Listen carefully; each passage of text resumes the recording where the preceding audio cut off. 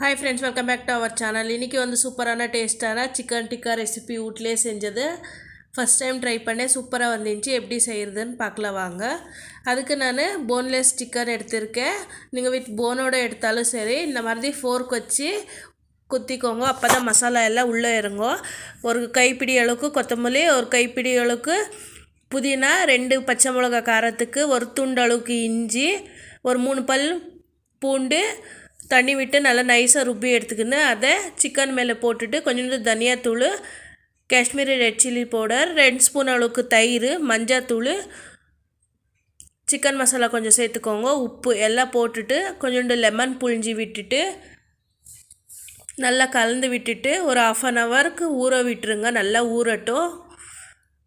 என்கிட்ட இந்த மாதிரி ஃப்ரைன் இருந்துச்சு, அதனால அதில் நான் கொஞ்சோண்டு வெண்ணெயை விட்டுட்டு அது மேலே ஊறுனா சிக்கன் பீஸை எல்லாம் போட்டு சிறு தீயில் வச்சு நல்லா ரோஸ்ட் பண்ணி எடுங்க. நீங்கள் தவாவில் கூட செய்யலாம், சூப்பராக வரும்.